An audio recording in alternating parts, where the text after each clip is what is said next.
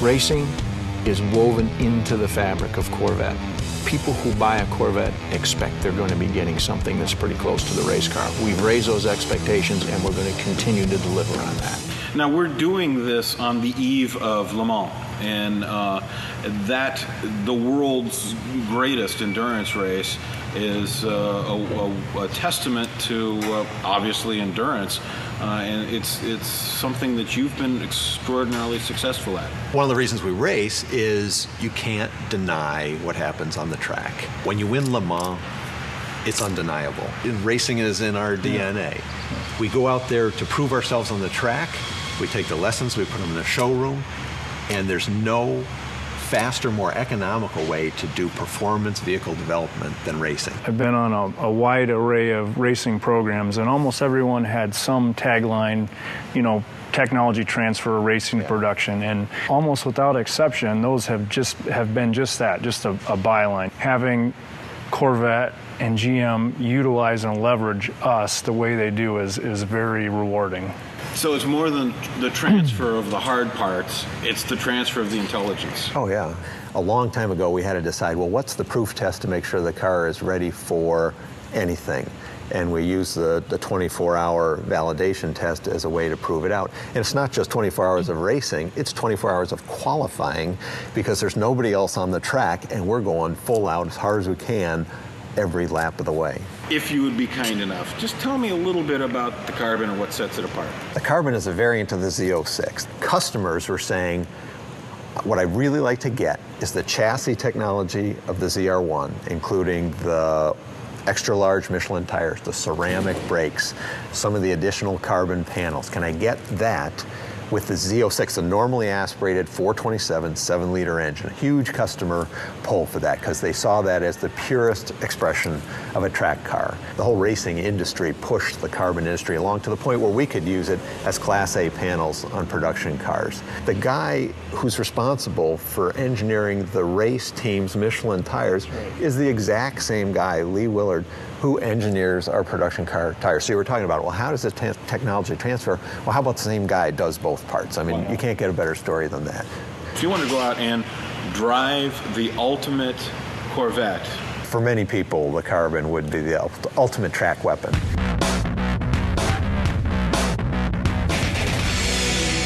You know, talking about technology transfer from, you know, racing to production and vice versa, I think the Chevrolet small block is one of the most enduring examples of that, because if you look at what these motors do nowadays in terms of performance and fuel economy and mass efficiency, they're amazing. I mean, they're absolutely amazing. We took the LS7 engine out of the Z06, reduced the displacement to 5.5 liter, used a production block as is, all the cylinder head geometry, and in the end, we have a very high-performing, efficient package for the race car. And how is it on fuel economy?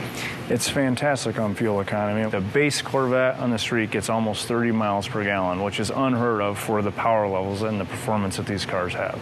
Fuel economy extends our lap range. If you can go an additional lap at Le Mans, that means by the end of the race you can do 1 or 2 less pit stops. 2 less pit stops is a lap lead at the end of the race. So what does something like this weigh? Yeah, it's very light. It's very light. It's one of those racing secrets that we don't talk about. So tell me about the perceptions and misperceptions of the Corvette. Well, one of the misperceptions is that the car is low-tech. I have no better proof point than to look at the advanced use of materials on this car. More so than any other manufacturer, Corvette is a leader in advanced composites. Starting from 1953, the car has been made out of composites. Fairly recently, starting in 2004, we started moving into carbon fiber. We talked about racing transfer. Carbon fiber developed in aerospace, race cars, now street car. Corvette is bringing Class A carbon fiber panels to the masses. So on this Carbon Edition car, we have quite a few pieces that are made out of carbon fiber. The entire hood, this is the lightest Corvette hood we make. It's the ZR1 shape, but we've eliminated the window and just skinned it over with a very thin layer of carbon fiber. Absolutely the lightest way to make a hood. If we picked it up, you wouldn't believe how light it is. The fenders, the whole fender, which is about 4 feet long, weighs barely over 3 pounds. When we first put this fender in production, it was so light that when we put it on the fixtures where it was being painted, the force of the spray from the paint blew the fender off the fixture. Wow. It was just so light. It just blew away like a sail, and we had to figure a way to actually attach it to be able to paint it.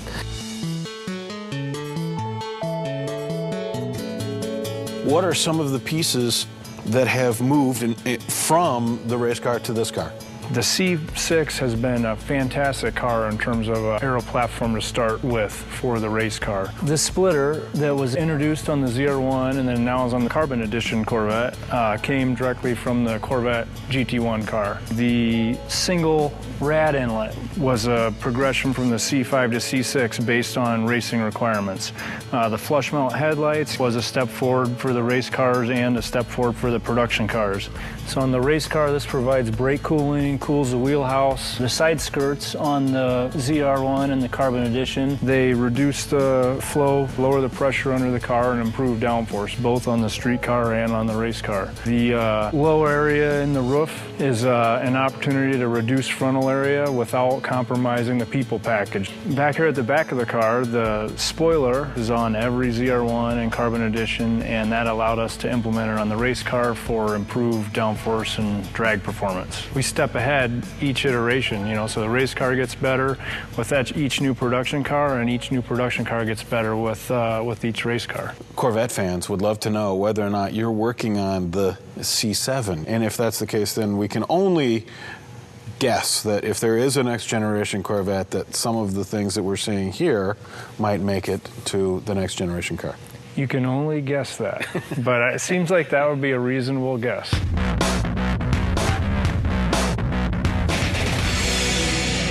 We wanted to make the interior of the Carbon just as special as the rest of the car. It's a driver's workplace, so like the race car, we wanted the driver to be comfortable and also have very confident touch points with the controls. If you notice on the race car, you'll see suede type cloth. It's actually a synthetic suede.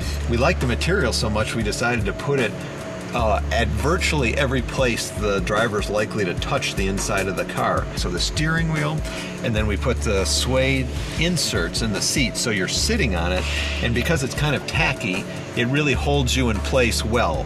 At the threshold of the interior, you'll see there's a custom carbon trim plate that announces that you're entering a very special car as you get in.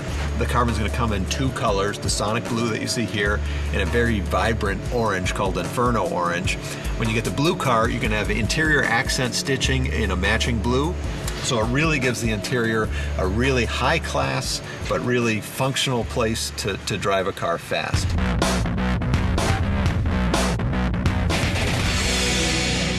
Okay, so we've been talking a lot about transfer of technology, Yes. transfer of intelligence. Yeah. How would you articulate that? We developed a process that I refer to as cascade engineering. We took everything we learned in C5, and when the guys were developing C6, they said, what can we put into production car that would help the race car? Remember, C5 had little cat whisker openings. Right. That's a huge challenge to bring in enough air to cool the brakes, cool the engine, feed the engine. We said, you know what, a single large opening in the front would be hugely beneficial to the race car. I said, if we can lose those flip-up headlights, flush fit. I said, if we can move the windshield back as far as what's legally allowed and you can still get enough headroom, aerodynamics plays a huge role. Well, you know what? They put all that in there, cascaded up, and we had C6. So we homologate C6 and we race it. We learn all kinds of things at C6. We cascade our way up. So we now birth the Carbon car, and you all see how cool that is. I mean, that's response from racing, customer, and production. It's a 3-legged stool that has made Corvette the greatest sports car in the world.